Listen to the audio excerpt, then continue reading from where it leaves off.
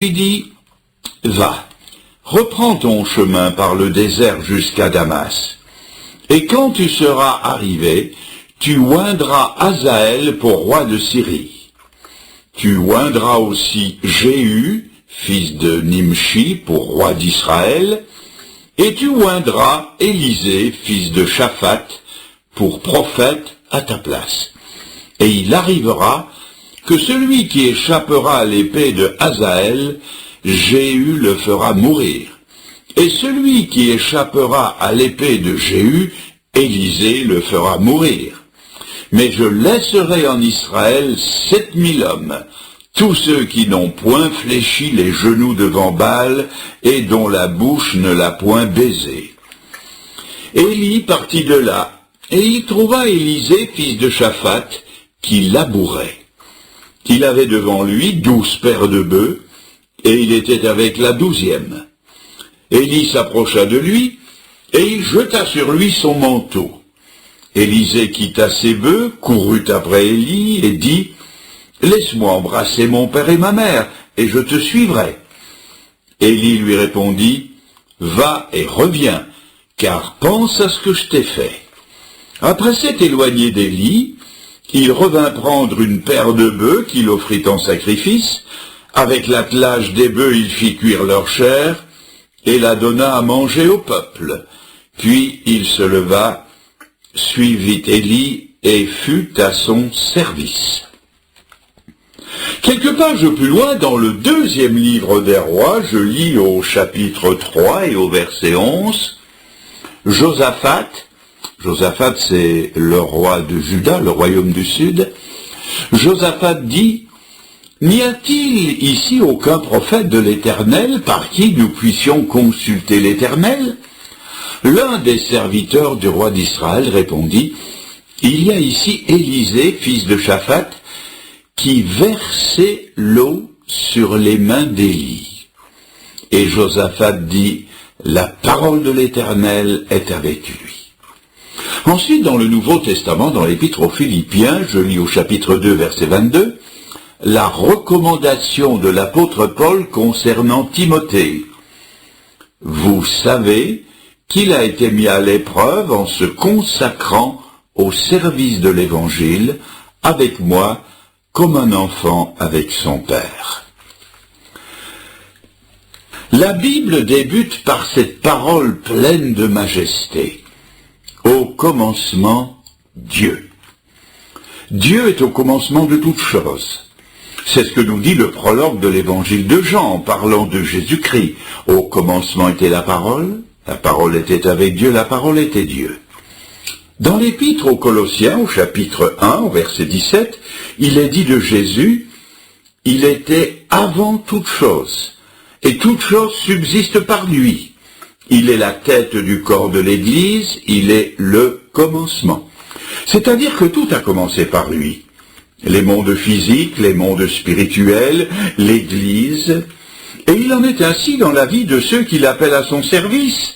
C'est de lui que tout part, c'est lui qui prend l'initiative.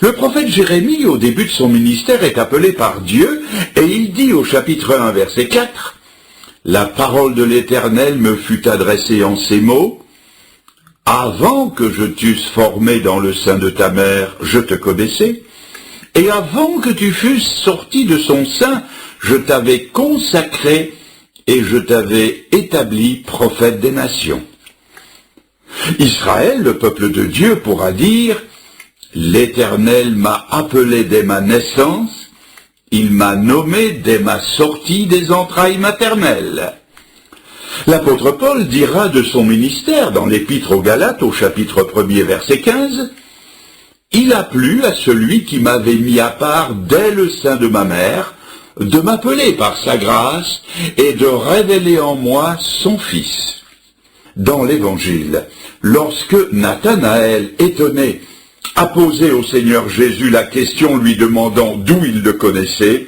Jésus a répondu, « Avant que Philippe t'appelât, je t'avais vu sous le figuier, je te connaissais. » Dans le récit que nous avons lu dans le livre des rois, c'est la même vérité qui ressort. C'est Dieu qui prend l'initiative de l'appel d'Élisée. Il envoie le prophète Élie et il lui dit « Tu oindras Élisée comme prophète à ta place ». Au commencement de tout appel, de tout service, de toute vocation, il y a l'appel de Dieu. Quelle sécurité pour le restant d'une vie de savoir que Dieu en est le commencement, qu'il en est le déroulement et qu'il en sera la fin. C'est vrai pour chacun de nous, car dans l'Épître aux Éphésiens, au chapitre 2, versets 8 et 9, il est écrit que nous sommes son ouvrage, nous avons été créés en Jésus-Christ pour des bonnes œuvres qu'il a préparées d'avance afin que nous les pratiquions. S'il les a préparées d'avance, c'est que Dieu est au commencement de tout appel et de tout véritable service. Mais si Dieu est au commencement, notre responsabilité, c'est d'entrer dans cette préconnaissance de Dieu et de montrer l'estime que nous donnons à l'honneur qui s'y attache en y répondant favorablement. Car il est vrai que nous pouvons donner une fin de non-recevoir aux appels de Dieu. Dieu n'oblige personne à se convertir, il n'oblige personne à le servir. Dieu peut nous convaincre, il peut nous presser, il peut nous obliger à entendre sa parole, mais il nous appartiendra toujours de répondre à son appel. Dieu ne bousculera jamais personne dans son ciel. Personne ne sera sauvé contre son gré, et personne ne servira le Seigneur de force, et cela est ici illustré dans la biographie du prophète Élisée. Alors, voyons ensemble comment les choses se sont passées. Je vais me permettre de faire une assez longue introduction sur le prophète lui-même. Nous connaissons très peu de choses sur la première partie de la vie d'Élisée.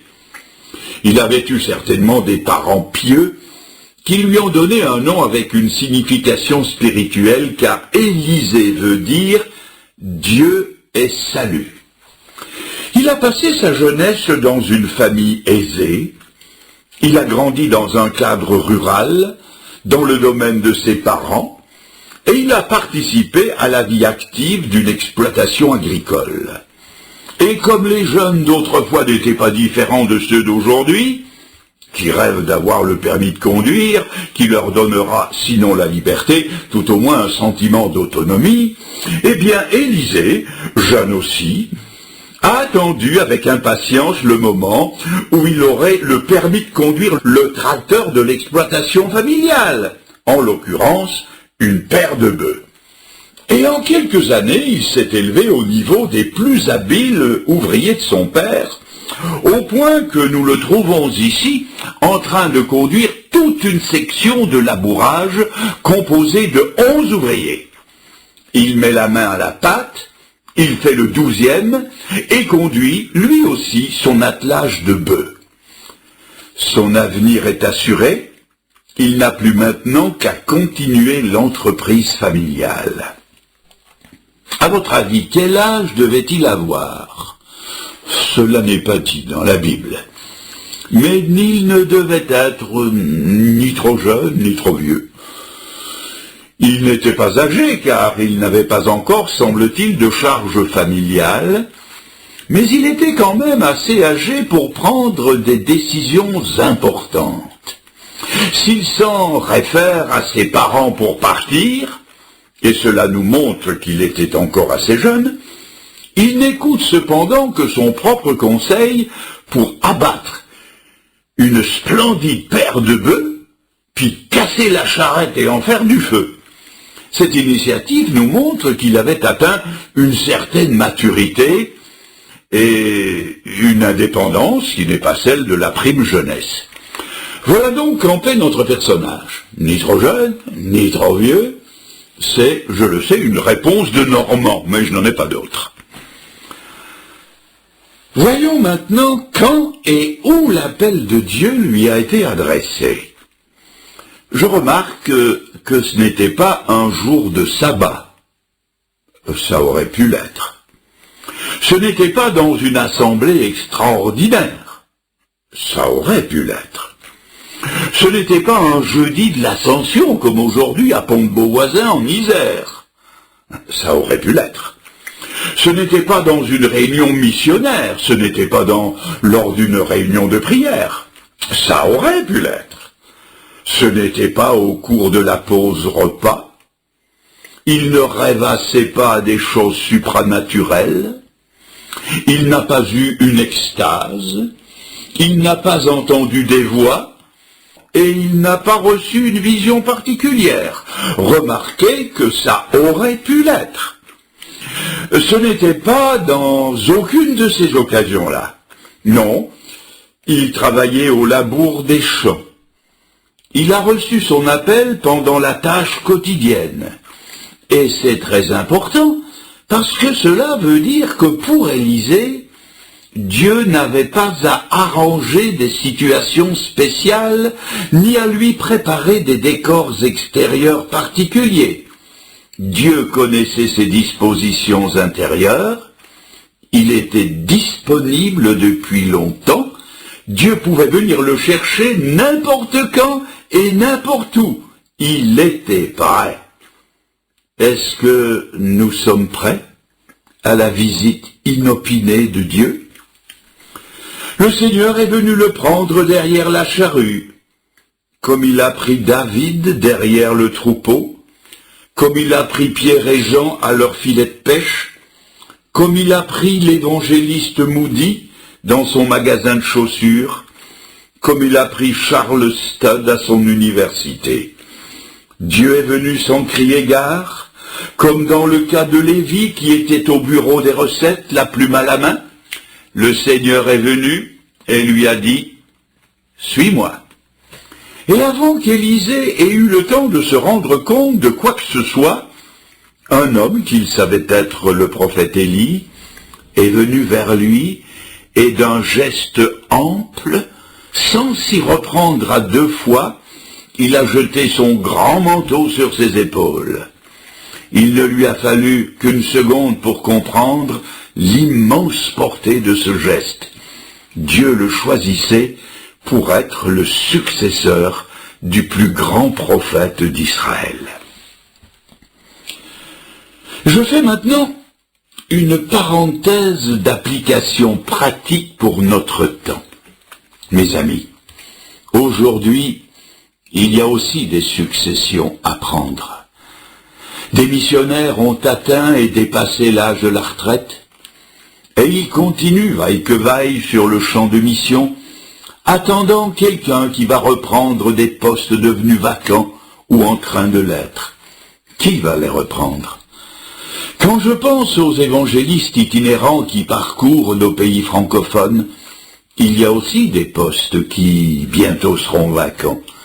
Selon la norme des choses, j'ai atteint et dépassé les 2/3 de ma carrière d'évangéliste. Les missions partout clament leur besoin d'enseignants qualifiés sur les champs de mission. Des médecins, des infirmières remplissent 1 fois et demie un horaire normal. D'excellents conducteurs sont repris auprès de Dieu. Il y a des vides qui se font et des Élis inquiets portent des regards autour d'eux pour trouver des caractères valables sur lesquels ils pourront jeter leur manteau. Dans nos églises et assemblées, des responsables, des diacres, des anciens, des pasteurs, des moniteurs passent. Et qui va les remplacer? Il y a, je le répète, des successions à prendre dans tous les domaines de l'activité chrétienne. Élisée a donc été appelé par Dieu et a répondu présent à cet appel. Voyons maintenant à quoi il a été appelé. Remarquez qu'il n'a pas été appelé à être d'emblée le prestigieux successeur du prophète Élie. Dans un sens, c'est vrai. Quand on lit le 2e livre des Rois au chapitre 3 et verset 11, nous voyons qu'il a d'abord été appelé à verser de l'eau sur les mains d'Élie. C'était beaucoup moins glorieux que de conduire 11 ouvriers.